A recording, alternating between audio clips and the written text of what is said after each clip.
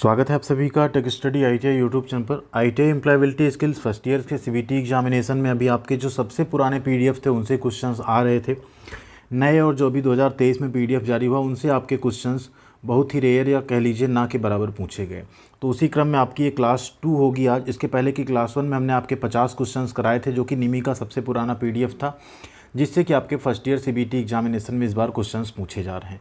तो अगर आप एक वर्षीय या फर्स्ट ईयर डेट का एग्जामिनेशन देने जा रहे हैं तो ये क्लासेस आपके लिए बहुत इंपॉर्टेंट है। एम्प्लॉयबिलिटी स्किल के 25 क्वेश्चन आपको यहीं से मिलने वाले हैं। तो आगे देखते हैं पूरे क्वेश्चंस। इस वीडियो में भी आपको हम 50 क्वेश्चन कराने वाले हैं आगे के, यानी 51 से लेकर 100 तक के क्वेश्चन यहाँ पे हम लोग करेंगे उस पीडीएफ का। उसके पहले आपसे रिक्वेस्ट करेंगे, चैनल पर नए तो प्लीज़ सब्सक्राइब करके बेल आइकन को दबा लीजिएगा एंड आप टेलीग्राम पे ज़रूर जुड़ जाइएगा। ये सभी पीडीएफ आज शाम तक, आज ये वीडियो देख रहे हैं आप, पार्ट 1 पार्ट 2 दोनों का आपको पीडीएफ जो है एज इट इज़ जैसा हमने यहाँ पे बनाया है आपको हम पीडीएफ जो है प्रोवाइड करा देंगे टेलीग्राम ग्रुप में। तो प्लीज़ टेक स्टडी आईटीआई का डिस्क्रिप्शन में लिंक है, वहाँ से आप टेलीग्राम पे ज़रूर जुड़िएगा। एंड बिना किसी देरी के स्टार्ट करते हैं क्वेश्चंस। एम्प्लॉयबिलिटी स्किल का ये सबसे पुराना पीडीएफ जिसमें 250 क्वेश्चन थे। इसके बाद अगला पीडीएफ आया जिसमें 505 क्वेश्चन थे एंड थर्ड पीडीएफ आपका 22 जून को आया जिसमें 575 क्वेश्चन थे। हमने ये तीनों करा दिया, आपका प्लेलिस्ट इन तीनों की है। बस इसको हम दोबारा आपके लिए इसलिए करवा रहे हैं हिंदी इंग्लिश में कि आपके भी एग्जामिनेशन एंड वीडियो हमने काफ़ी पहले बनाया था, तो आप लोगों को शायद वो ना मिल रही हो, आप लोग ना खोज पा रहे हैं, इसलिए 4 वीडियो में आपका पूरा कोर्स यहाँ पे हम कंप्लीट करने वाले हैं। तो इसमें 51 नंबर क्वेश्चन है। देखिए ये क्वेश्चन पूछा भी गया, in Excel the intersection of a row and column is called. देखिए एक्सेल में क्या होता है, आपका इस तरह की स्प्रेडशीट होती है ना, तो ये आपका क्या होता है, कॉलम होता है और ये आपकी रो होती है। तो इनका जो इंटरसेक्शन है ना, ये इस पोर्शन को हम क्या कहते हैं, इसी को हम लोग कहते हैं सेल। क्या कहते हैं, सेल कहते हैं। ठीक है, ऑप्शन नंबर ए आपका सही हो जाएगा। क्या कहेंगे, सेल कहेंगे। ऑप्शन नंबर ए यहाँ पे सही है। नेक्स्ट क्वेश्चन है, in MS Excel collection of worksheet is known as. अब देखिए एमएस एक्सेल में क्या होता है ना, आप देखा होगा यहाँ पे sheet 1 then sheet 2 then sheet 3 नीचे रहता है। तो कलेक्शन ऑफ वर्कशीट, कई वर्कशीटों के संग्रह को हम क्या कहते हैं, तो उसे हम लोग कहते हैं वर्कबुक। क्या कहते हैं, वर्कबुक कहते हैं, जिसमें sheet 1 sheet 2 sheet 3 up to so on जितनी आप सीट्स बनाते हो वो एक वर्कबुक में क्या रहती है, सेव रहती है। ठीक है, तो उसे क्या कहेंगे, यहाँ पे वर्कबुक कहेंगे। वर्कशीट होती है आपकी, एक वर्कबुक में कई सारी वर्कशीट आपकी हो सकती हैं। ठीक है, नेक्स्ट है, in MS Excel to insert a formula in cell B must begin the entry with an operator. MS Excel में हम अगर सेल में अगर हमको एक फार्मूला डालना है, जैसे कई बार होता है हम फार्मूला डालते हैं सम करने का, मतलब सारी चीज़ें क्या हो, जुड़ जाएं। एवरेज का फार्मूला, ठीक, मल्टीप्लाई करने का फार्मूला, बहुत सारे फार्मूले एक्सेल में होते हैं। तो किसी भी फार्मूले को अगर आपको सेल में डालना है, सबसे पहले उसके आगे आपको लिखना होगा इज इक्वल। ये जो बराबर वाला साइन है ना, ये आपको वहाँ पर लगाना पड़ेगा। तो राइट आंसर क्या है, फार्मूले की शुरुआत आप किससे करेंगे, इज इक्वल टू से, यानी बराबर वाले साइन से करेंगे। अगला क्वेश्चन है, in MS Paint which extension is not supported. अब एमएस पेंट में आप क्या करते हैं, इमेजेस को आप रिसाइज करते हैं, उसमें कुछ इंसर्ट करना हो, उसे कुछ एडिट करना है, सारा काम करते हैं। तो एमएस पेंट में जो भी एक्सटेंशन होगा कौन सा होगा, इमेज का एक्सटेंशन होगा। इमेज के एक्सटेंशन जेपीईजी भी है, जीआईएफ भी है, पीएनजी भी है। तो ये तीनों एमएस पेंट को सपोर्ट करेगा, मतलब एमएस पेंट का एक्सटेंशन है। बट .doc जो है ये एमएस वर्ड का है। ठीक है, तो .doc यहाँ पे एमएस पेंट का क्या है, एक्सटेंशन नहीं है। अगला क्वेश्चन है, in which orientation the text is printed length wise. देखिए आपका जो A4 साइज पेज होता है, आपने देखा होगा ना, इस तरह से होता है आपका पेज।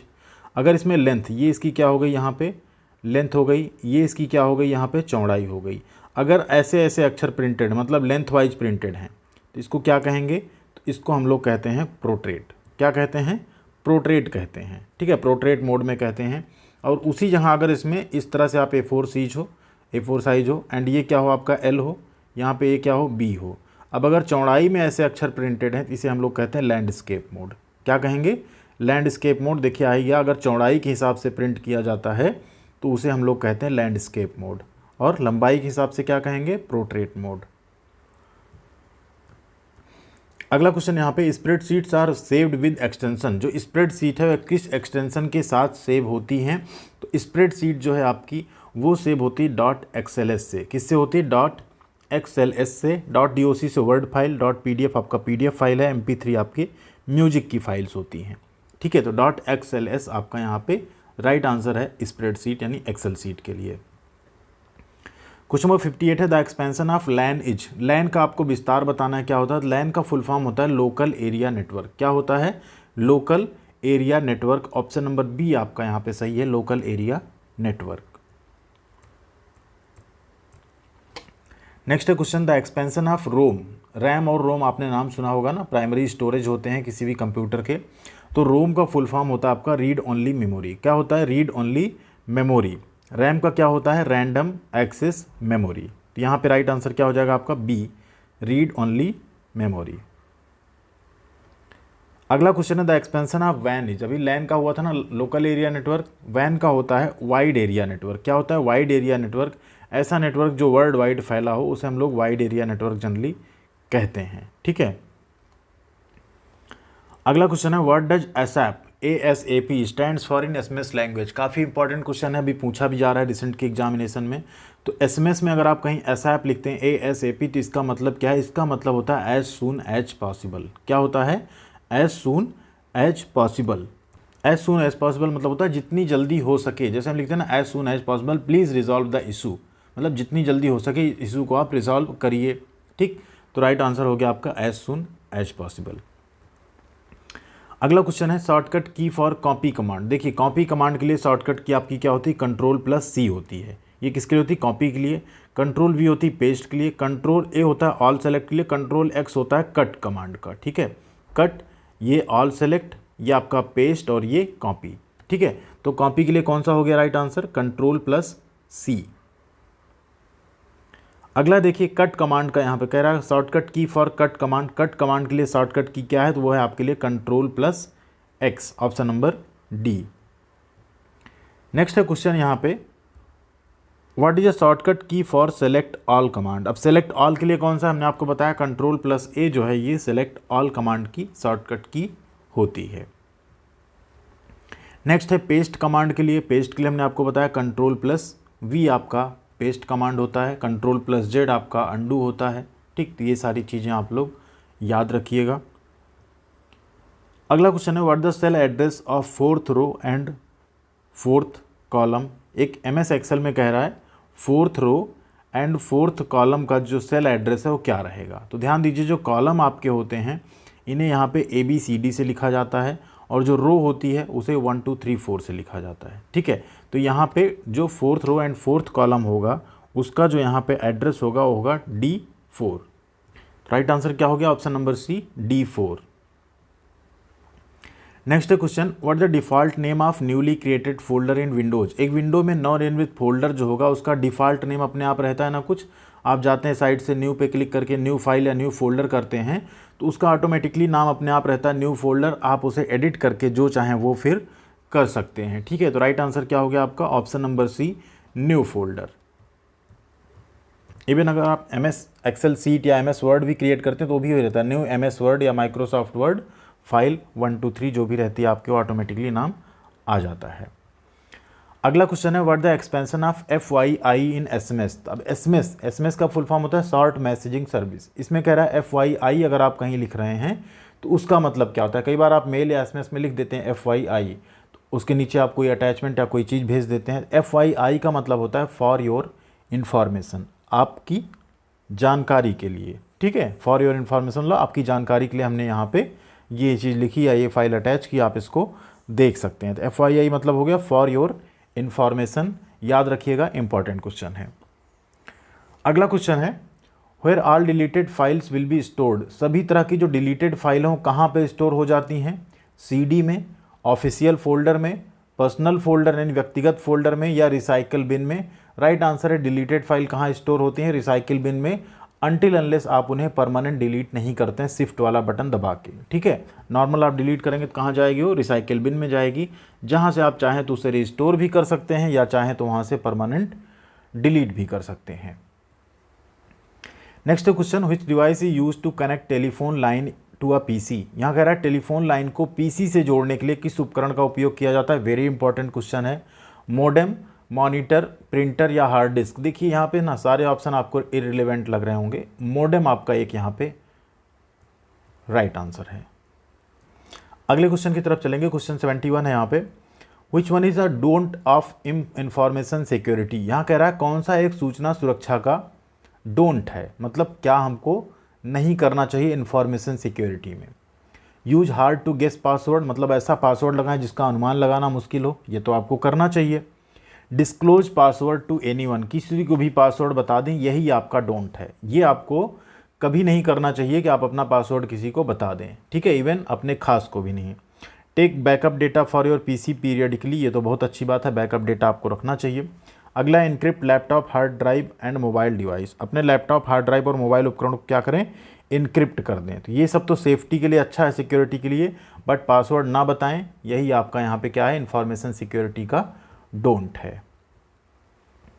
अगला क्वेश्चन है, which one is a cyber crime, इसमें साइबर क्राइम कौन सा है, ईमेल सेंड करना, ऑनलाइन परचेजिंग करना, ऑनलाइन गैम्बलिंग यानी ऑनलाइन जुआ खेलना, या चैटिंग विद फ्रेंड्स। तो साइबर क्राइम इसमें से कौन सा है, ऑनलाइन गैम्बलिंग, यानी अगर आप ऑनलाइन जुआ खेलते हैं तो ये आपका एक तरह का साइबर अपराध है, साइबर क्राइम की कैटेगरी में आता है। Next question, which one is a file management tool that comes with Windows, यहाँ कह रहा है कौन सा फाइल मैनेजमेंट टूल है जो विंडोज के साथ आता है, control panel, Windows explorer, desktop या नोटपैड। तो जो आपका विंडोज एक्सप्लोरर है ना, ये आपका विंडोज के साथ ही आता है, जो कि आपका एक तरह का फाइल मैनेजमेंट टूल है। अगला क्वेश्चन है, ये भी पूछा गया कई बार, which one is a search engine, इसमें सर्च इंजन कौन सा है, फ्लिकर, हॉटमेल, फेसबुक या गूगल। तो गूगल यहाँ पे सर्च इंजन है, फेसबुक आपका सोशल मीडिया अकाउंट होता है, फेसबुक एंड हॉटमेल आपका क्या है, एक मेलिंग सर्विस है। तो यहाँ पे गूगल आपका क्या हो जाता है, एक सर्च इंजन हो जाता है, एंड गूगल क्रोम आपका क्या हो जाता है, ब्राउज़र हो जाता है। अगला फिर से देखिए क्वेश्चन है, which one is a search engine, search engine कौन सा है, फ्लिकर, ऑरकुट, हॉटमेल, ये तीनों आपकी क्या है, सोशल मीडिया वेबसाइट्स हैं या सोशल मीडिया एप्लीकेशंस हैं। याहू यहाँ पे आपका सर्च इंजन है, क्या है, याहू हो गया, बिंग हो गया, गूगल हो गया, ये सब आपके क्या हैं, सर्च इंजन्स हैं। अगला है which one is a social networking site, इसमें से सोशल नेटवर्किंग साइट कौन सी है, outlook express, Facebook, lotus notes या मोजिला। ध्यान दीजिए, मोजिला फायरफॉक्स या मोजिला आपका ब्राउज़र है, लोटस नोट्स आपका जो है ये मेलिंग सर्विस है, आउटलुक एक्सप्रेस भी आपका मेलिंग सर्विस है, ठीक है। फेसबुक यहाँ पे आपका क्या है, सोशल नेटवर्किंग साइट है, ऑप्शन नंबर बी। नेक्स्ट है 77 number question, which one is a web browser, इसमें से वेब ब्राउजर कौन सा है, तो वेब ब्राउजर कौन सा है, फेसबुक, हॉटमेल, इंटरनेट एक्सप्लोरर या आउटलुक एक्सप्रेस। तो आपका इंटरनेट एक्सप्लोरर जो है ये एक तरह का क्या है, वेब ब्राउजर है, जिस पे आप कोई भी जाके वेबसाइट या कोई भी चीज़ सर्च कर सकते हैं, ठीक है, इंटरनेट के साथ, इंटरनेट एक्सप्लोरर ब्राउजर से। अगला क्वेश्चन है, which one is an input device, इसमें से ना इनपुट डिवाइस कौन सी है। देखिए डिवाइसेस दो तरह की होती हैं, एक होता है इनपुट, जिससे आप कोई इनपुट देते हैं तो काम होता है, दूसरा होता है आउटपुट डिवाइस, ठीक है, जिसमें आपको कुछ आउटपुट प्राप्त होते हैं। जैसे ध्यान दीजिए, प्रिंटर में आप प्रिंट देते हैं तो आपको आउटपुट में प्रिंट प्राप्त होता है। सेम स्पीकर में आप कोई गाना बजाते हैं तो आपको आउटपुट में वो उसके गाने सुनाई देते हैं, ठीक। मॉनिटर में आप कीबोर्ड पे कोई चीज़ एंटर करते हो तो आउटपुट में वो चीज़ आपको दिख जाती है कि आपने क्या टाइप किया डिस्प्ले पे। जॉयस्टिक जो है ना आपका, ये यहाँ पे इनपुट डिवाइस है। जॉयस्टिक पे आप जो भी करते हैं, गेमिंग वगैरह में यूज़ करते हैं, जैसा आप उसे मूव करते हैं उसके अकॉर्डिंग आपका आगे डायरेक्शन वगैरह मूव होता है। तो ये क्या है, आपका इनपुट डिवाइस है। या एक एग्जांपल के लिए कहें, आपका जो माउस है ना, उसको एक जॉयस्टिक मान सकते हैं, जिधर उसको इधर उधर स्लाइड करते हैं, इनपुट देते हैं, बटन प्रेस करते हैं तो सामने मॉनिटर में भी वो इनपुट पहुँचता है। अगला क्वेश्चन है, which one is an output device of the computer, इसमें से आपको आउटपुट डिवाइस बताना है। प्रिंटर आपका क्या है, आउटपुट है, माइक इनपुट है, माइक में आप बोलते हैं तो कहीं आवाज़ जाती है, माउस आपका इनपुट है, कीबोर्ड भी आपका इनपुट है। तो यहाँ पे आउटपुट डिवाइस कौन सा हो गया आपका, ऑप्शन नंबर ए, प्रिंटर आपका आउटपुट डिवाइस है, जिसमें आप हार्ड कॉपी प्रिंट ले सकते हैं सॉफ्ट कॉपी से। क्वेश्चन नंबर 80 है, which one is not a storage device, इसमें से कौन सा स्टोरेज डिवाइस नहीं है, मतलब जिसमें आप कोई चीज़ स्टोर नहीं कर सकते, सेव करके नहीं रख सकते। Printer, video tape, USB flash drive, memory card. ध्यान दीजिए, video tape, USB flash drive और मेमोरी कार्ड, ये तीनों आपकी स्टोरेज डिवाइस हैं, बट प्रिंटर आपका एक आउटपुट डिवाइस है, वो एक स्टोरेज डिवाइस नहीं है। 81 नंबर क्वेश्चन है, which one is the disadvantage of social networking sites, यहाँ कह रहा है सोशल नेटवर्किंग साइट का नुकसान कौन सा है भाई। तो नुकसान तो बहुत सारे हैं सोशल नेटवर्किंग साइट से, अगर आप सही इस्तेमाल उसका नहीं कर रहे हैं तो। पहला इंस्टेंट कम्युनिकेशन, ये तो नुकसान नहीं है, फ़ायदा है। दूसरा है मेक एडिक्टिव, यस यही आपका यहाँ सबसे बड़ा नुकसान है सोशल नेटवर्किंग साइट्स का।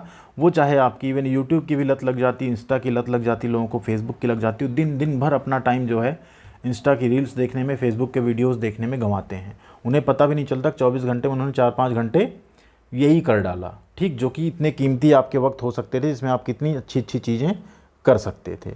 तो लत लगना यहाँ पे सबसे बड़ा ड्रॉबैक है, सबसे बड़ा डिसएडवांटेज है किसका? सोशल नेटवर्किंग साइट्स का। और ये सब क्या है? फ़ायदा है। इन्फॉर्मेशन एक्सेस करो, फ़ायदा है। ऑनलाइन मार्केटिंग कर लो अपने बिजनेस के लिए, फ़ायदा है। तुरंत किसी से बातचीत हो जाती है, ये सब क्या है? फ़ायदे हैं। अगला 82 नंबर क्वेश्चन है, which one of the following option shows the synonym for a word be type in MS Word. कह रहा है निम्नलिखित में से कौन सा विकल्प किसी शब्द के पर्यायवाची को दर्शाता है जब हम MS वर्ड में टाइप करते हैं? तो है थिसारस यानी कोस, स्पेल चेक, हाइपरलिंक या स्टाइल यानी शैली। तो आपका जो कोस है ना, शब्दकोश या थिसारस जो है, वो आपका यहाँ पे पर्यायवाची को दर्शाता है किसमें? MS वर्ड में, जब आप कोई चीज़ टाइप कर रहे होते हैं। 83 नंबर क्वेश्चन है, you withdraw ₹500 from an ATM, the ATM machine gives out ₹5000, which of the following would be ethically correct. ठीक है, तो यहाँ कह रहा है कि आप ATM से 500 रुपये निकालते हैं, बट ATM से 5000 रुपये बाहर आ जाते हैं। तो इसमें से नैतिक रूप से सही क्या है? मेक ए कंप्लेंट, आप एक शिकायत दर्ज करेंगे। टेक द मनी, पैसा अपने पास रख लेंगे। Drop the money near ATM, ATM के पास पैसे छोड़ देंगे। Give the money to the poor, यानी गरीबों को पैसा दे देंगे। देखिए यहाँ पे सही आंसर आपका मेक अ कंप्लेंट। आपने पैसे कम निकाले बट पैसे ज़्यादा निकले, तो नैतिकता आपकी ये बनती कि आप उसकी कंप्लेंट करेंगे। क्योंकि अगर आपने 500 निकाले होते और या 5000 निकाले होते और 500 निकलते तो आप भागे भागे कंप्लेन करते। तो सेम केस में अगर ज़्यादा भी निकला है तो वो भी अनैतिक है, उसकी भी आपको कंप्लेन करनी चाहिए। अगला क्वेश्चन है कैजन। कैजन आपका एक जापानीज वर्ड है। कैजन का यहाँ मीनिंग पूछ रहा है, तो कैजन मतलब होता है ना छोटा छोटा निरंतर सुधार। ठीक है, सेल्फ डिसिप्लिन नहीं होता है, प्रिवेंटिव मेंटेनेंस नहीं होता है, सॉर्टिंग आउट नहीं होता है। कैजन मतलब होता है कंटिन्यूअस इंप्रूवमेंट, निरंतर किसी चीज़ में सुधार करने को हम कैजन कहते हैं। अगला क्वेश्चन है, choose the correct context of the given expression in a group discussion. Excuse me, I would space. Group discussion में ये जो दिया गया ना यहाँ पे एक्सक्यूज मी, आई वुड, इसके आगे क्या आएगा? तो इसके आगे आता है generally excuse me, I would interrupting. हम बाधा डालना चाहेंगे। जब भी आप एक्सक्यूज मी बोलेंगे मतलब आप कोई बाधा डालेंगे, आप बीच में जस्ट उनसे एक्सक्यूज़ करेंगे कि हाँ अब हम यहाँ पे कुछ बोलना चाहते हैं ग्रुप में। ठीक है, ऐसा कह के फिर आप अपना बोलना स्टार्ट करेंगे। डायरेक्ट कभी भी बीच में कूद के आपको बोलना स्टार्ट नहीं करना है। तो राइट आंसर क्या होगा? I would. ठीक, excuse me, I would interrupting, मैं बाधा डालना चाहूँगा। अगला क्वेश्चन है, communication that involves exchanging information without use of words is called. यहाँ कह रहा है ऐसा संचार जिसमें शब्दों का उपयोग ही ना हुआ हो और सूचना का आदान प्रदान हो जाए तो उसको क्या कहेंगे? उसको हम लोग कहेंगे नॉन वर्बल कम्युनिकेशन, अनकहा संचार, जिसमें आपकी बॉडी लैंग्वेज, आपके हाव भाव, ये सारी चीज़ें कह देते हैं। अगला क्वेश्चन है, dedication to a particular work is called. Very important question है। यहाँ पे किसी विशेष कार्य के प्रति समर्पण क्या कहलाता है? तो किसी भी विशेष कार्य के प्रति समर्पण आपका कमिटमेंट कहलाता है, प्रतिबद्धता कहलाता है कि आप उस काम को लेके प्रतिबद्ध हैं, कमिटेड हैं, आप जरूर पूरा करेंगे उसे। ठीक है, नेक्स्ट है 88 number question, what should come next after selecting the solution in problem solving process. कह रहा है प्रॉब्लम सॉल्विंग प्रोसेस में समाधान का चयन करने के बाद आगे क्या आना चाहिए? तो जब आपने समाधान का चयन कर लिया तो अगला क्या आएगा? लुक फॉर अल्टरनेट, मतलब वैकल्पिक की तलाश करें? नहीं। रूट कॉज एनालिसिस, मूल कारण का विश्लेषण करें, तो आप पहले ही कर चुके हैं। आइडेंटिफाई द प्रॉब्लम, समस्या को पहचानें, या अगला इम्प्लीमेंट द सॉल्यूशन, समाधान लागू करें। ध्यान दीजिए, जब आपने समाधान निकाल लिया है किसी भी समस्या का, तो ये सारे क्या हैं? उसके पहले के स्टेप्स हैं, जैसे मूल कारण खोजें, प्रॉब्लम को पहचानें, मूल कारण खोजें। ठीक, अगर नहीं सही हो रहा तो वैकल्पिक की तलाश बाद की चीज़ है, बट पहला क्या है? जो सॉल्यूशन आपने खोजा उसे इम्प्लीमेंट करिए, उसे वहाँ पे सही कराइए, उसके बाद आप देखिए वो समस्या वहाँ से हटती है या नहीं। नेक्स्ट है expansion of SMS is. SMS का आपको फुल फॉर्म बताना है। SMS का फुल फॉर्म होता है शॉर्ट मेल, सॉरी यहाँ पे क्या है? Short message service. Right answer क्या है? Option number D, short message, या कई बार शॉर्ट मैसेजिंग सर्विस भी आता है, तो यही आपका राइट आंसर है, शॉर्ट मैसेज सर्विस। अब तो फेसबुक, व्हाट्सअप, इन सब के आने से आदमी SMS का कम हो गया प्रचलन, नहीं तो आज के 15-15 साल पहले क्या होता था कि SMS भी होते थे 100-250 फ्री हैं तो आदमी उन्हें बचा के रखता था। होली दिवाली फेस्टिवल पे उनके भी चार्ज लगते थे, बट आज व्हाट्सअप एंड इन सब ने उसकी जगह ले ली। शायद इसमें सब कोई ऐसे ही जनरली करता होगा ना। अगला क्वेश्चन है for smart goal S stands for. तो जो स्मार्ट है इसमें S का अर्थ क्या है? तो स्मार्ट का मतलब S होता है स्पेसिफिक। क्या होता है? स्पेसिफिक। S का मतलब है स्पेसिफिक, M का है मेजरेबल, A का है अटेनेबल, R का रिलेवेंट एंड T का है टाइम बेस्ड। कोई भी आप गोल जब डिसाइड करते हैं पहले तो वो स्पेसिफिक गोल होना चाहिए किसी एक टारगेट का, दूसरा वो मेजरेबल होना चाहिए, मतलब आपकी कैसी उस गोल को अचीव करने में प्रोग्रेस हो रही है उसको आप मेज़र कर सकें, बता सकें। तीसरा होता है अटेनेबल, ठीक है, उसे अटेन करने वाले भी लोग रहें, मतलब आसानी से अटेन किया जा सके उसको। चौथा यहाँ पे रिलेवेंट होना चाहिए, आप जो भी आप गोल अपना बनाए हैं वो किसी चीज़ से रिलेवेंट होना चाहिए, ऐसा निरर्थक नहीं होना चाहिए। एंड T है वो टाइम बेस्ड, आपका जो भी लक्ष्य आप बना रहे हैं उसका कुछ एक टाइम ड्यूरेशन होना चाहिए, इतने टाइम पे आप उसको पूरा कर लेंगे तभी आप फुल एनर्जी से उसमें लग पाएंगे। तो S मतलब हो गया specific, M measurable, A attainable, R relevant and T time based.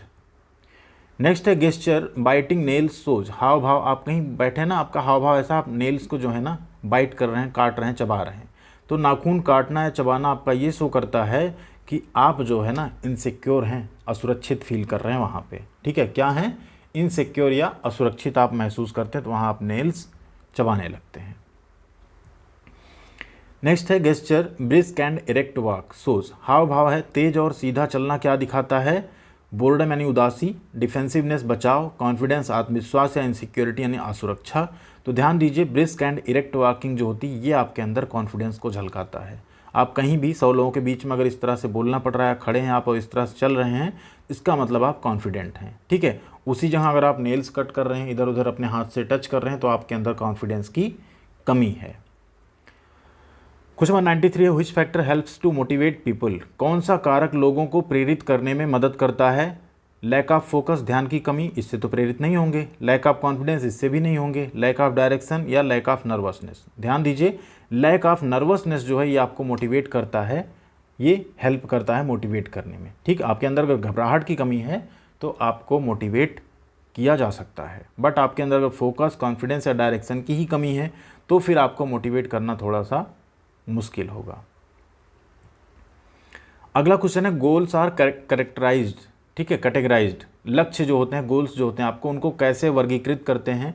तो लक्ष्य आपके टोटल 2 तरह के होते हैं, एक होता है आपका शॉर्ट टर्म, दूसरा होता है लॉन्ग टर्म गोल। ध्यान दीजिए शॉर्ट टर्म जो छोटे टाइम पे आप पूरा कर सकें, 1 साल के अंदर, 1.5 साल के अंदर, एंड लॉन्ग टर्म गोल होते हैं जो आप ज़्यादा लंबे समय के लिए रखते हैं अपने पास पूरा करने के लिए। क्वेश्चन नंबर 95 है गोल्स आर क्लासिफाइड एज। अब लक्ष्यों को कैसे वर्गीकृत किया गया? सेम वही क्वेश्चन घुमा के पूछा गया, तो कैसे हो गया? Long term and short term goal. क्या हो गया? Long term and short term goal. Next है 96 number in face to face communication body language accounts for. आमने सामने अगर आप खड़े होकर बातचीत कर रहे हैं तो जो आपकी बॉडी लैंग्वेज है वो कितना % यहाँ पे जो है अकाउंट करती है, मतलब रखती है, तो वो है आपका 55%। सोचिए आपकी बॉडी लैंग्वेज 55% मतलब रखती है आमने सामने बातचीत करने में, जबकि आपके शब्द जो होते हैं वो कितने होते हैं? वो सिर्फ 7% का मतलब रखते हैं, ठीक है। 38% आपके वॉइस का टोन मैटर करता है।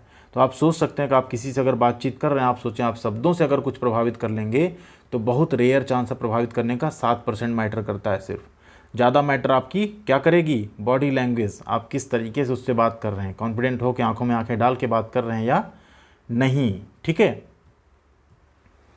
अगला क्वेश्चन है इंट्रिंसिक मोटिवेशन। एक होता है इंट्रिंसिक, एक होता है एक्सट्रिंसिक। तो जो आंतरिक प्रेरणा होती है ना वो क्या होती है?